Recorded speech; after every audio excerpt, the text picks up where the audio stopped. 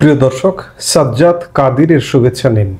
এই মুহূর্তে আপনাদের সামনে কথা বলতে এসে কিছুতেই ইউনূস সরকারের পাক প্রেম থামানো যাচ্ছে না, এমন একটি সংবাদেরই ইঙ্গিত দিয়েছে ভারতীয় গণমাধ্যম নর্থ ইস্ট নিউজের চন্দন নন্দী। আজকে একটি স্টোরি করেছে, তাতে তেমনটাই বলবার চেষ্টা করেছেন তিনি যে সম্প্রতি ভারত এবং বাংলাদেশ জাতীয় নিরাপত্তা উপদেষ্টাদের মধ্যে বৈঠকের মাত্র 2 সপ্তাহও পার হয়নি, এরই মধ্যে বাংলাদেশে পাকিস্তানি প্রতিরক্ষা কর্মকর্তাদের যাতায়াত অব্যাহত রয়েছে। সর্বশেষ এই তালিকায় যুক্ত হয়েছেন পাকিস্তান নেভাল একাডেমির কমান্ড্যান্ট কমোডর জিয়াউর রহমান। গতকাল 6 ডিসেম্বর তিনি ঢাকায় অবতরণ করেন এবং সেখান থেকে চট্টগ্রামের উদ্দেশ্যে রওনা হন। গত মাসে নয়াদিল্লিতে 2 দেশের নিরাপত্তা উপদেষ্টাদের বৈঠকের পর মনে করা হয়েছিল যে কূটনৈতিক সম্পর্কের বরফ গলবে, কিন্তু পাকিস্তানি সামরিক কর্মকর্তাদের নিয়মিত ঢাকা সফর দিল্লির উদ্বেগের কারণ হয়ে দাঁড়িয়েছে। জানা যাচ্ছে গতকাল 6 ডিসেম্বর 8টা 20 মিনিটে এমিরেটস এয়ারলাইন্সের একটি ফ্লাইটে ফ্লাইট নম্বর EK 582 ঢাকার হজরত শাহজালাল আন্তর্জাতিক বিমানবন্দরে অবতরণ করেন কমোডর জিয়াউর রহমান। তার সফরসঙ্গী হিসেবে রয়েছেন পাকিস্তান নৌবাহিনীর লেফটেন্যান্ট কমান্ডার নোমান আসলাম এবং 2 জন ক্যাডেট অফিসার। সূত্র জানাচ্ছে ঢাকায় পৌঁছানোর পরপরই 4 সদস্যের এই প্রতিনিধি দলটি সড়ক পথে চট্টগ্রামের উদ্দেশ্যে রওনা হন। নর্থ ইস্ট নিউজের হাতে আসা নথিপত্র অনুযায়ী চট্টগ্রামে অবস্থানকালীন সময়ে বাংলাদেশ পুলিশের স্পেশাল ব্রাঞ্চ তাদের সার্বক্ষণিক নিরাপত্তা প্রদান করছে। আগামী 8 ডিসেম্বর তাদের বাংলাদেশ ত্যাগ করার কথা রয়েছে। এখানে একটু অবাকই হলাম যে পাকিস্তান থেকে নৌবাহিনীর ঊর্ধ্বতন কর্মকর্তারা এসে শাহজালাল বিমানবন্দর থেকে কিংবা ঢাকায় অবস্থান করে বিমানেই যাবেন চট্টগ্রামে, সেটাই তো স্বাভাবিক। সড়ক পথে কেন গেলেন সেটি একটা প্রশ্ন।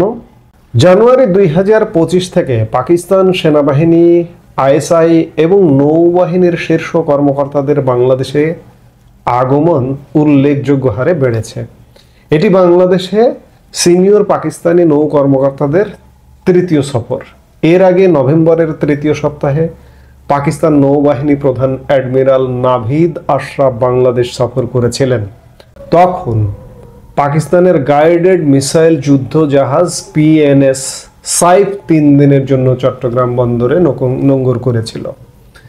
পাল্টা সফর হিসেবে গত 23 নভেম্বর বাংলাদেশের Chattogram naval area commander rear admiral Moinul Hasan এবং আরও 3 নৌ কর্মকর্তা নেভি টু নেভি স্টাফ টকের জন্য পাকিস্তান সফর করেন। একই দিনে পাকিস্তানের হেভি ইন্ডাস্ট্রিজ স্টকসিলার chairman lieutenant general Shakir Ullah Khattak Dhaka সেনানিবাসে বাংলাদেশ সেনাবাহিনী প্রধান জেনারেল ওয়াকারুজ্জামানের সাথে বৈঠক করেন। সূত্রের বরাত দিয়ে নর্থ ইস্ট নিউজ জানাচ্ছে যে সশস্ত্র বাহিনীর principal staff officer lieutenant general SM Kamrul হাসানের উদ্যোগে এবং প্রধান উপদেষ্টা মোহাম্মদ ইউনূস ও সেনা প্রধান জেনারেল ওয়াকারুজ্জামানের পূর্ণ সম্মতিতেই পাকিস্তানি কর্মকর্তাদের আমন্ত্রণ জানানো হচ্ছে। এই সফরগুলোর পাশাপাশি ভারতের শিলিগুড়ি করিডোর বা চিকেন স্নেক থেকে মাত্র 20 কিলোমিটার দূরে অবস্থিত লালমনিরহাট বিমানঘাটের আধুনিকায়ন নিয়েও কৌশলগত উদ্বেগ তৈরি হয়েছে। যদিও 2025 সালের মে মাসে বাংলাদেশ সেনাবাহিনীর পক্ষ থেকে জানানো হয়েছিল যে ভারতের জন্য হুমকি হতে পারে এমন কোনো উন্নয়ন সেখানে করা হচ্ছে না, তবুও সেখানে নতুন হ্যাঙ্গার ও আবাসিক কোয়ার্টার নির্মাণ কাজ অব্যাহত রয়েছে। এছাড়া বাংলাদেশ বিমান বাহিনী পাকিস্তান ও চীন থেকে যুদ্ধ বিমান এবং তুরস্ক ও চীন থেকে ড্রোন ও মিসাইল সিস্টেম কেনার পরিকল্পনা চূড়ান্ত করেছে বলে জানা গেছে। দিল্লির বৈঠকে ভারতের জাতীয় নিরাপত্তা উপদেষ্টা অজিত দোভাল বাংলাদেশের কাছে জঙ্গি আস্তানা সংক্রান্ত ডোসিয়ার হস্তান্তর করলেও পাকিস্তানি সামরিক কর্মকর্তাদের এই ঘন ঘন সফর নিয়ে নির্দিষ্ট কোনো আলোচনা হয়েছিল কিনা তা নিশ্চিত হওয়া যায়নি।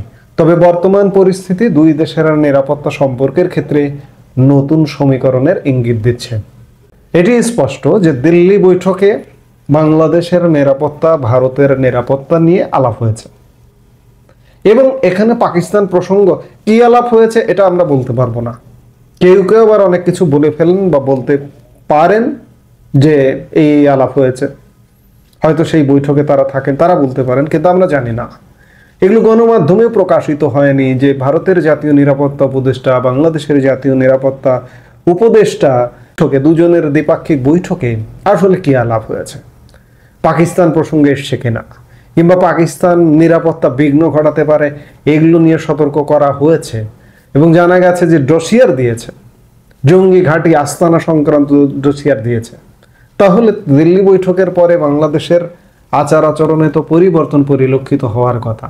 কিন্তু অত্যন্ত উদ্বেগের বিষয়, আজকে প্রায় 20 তারিখে লাস্ট বৈঠকটা হয়েছে, 20-21 তারিখে জাতীয় নিরাপত্তা উপদেষ্টা বাংলাদেশের দেশে ফিরেছেন।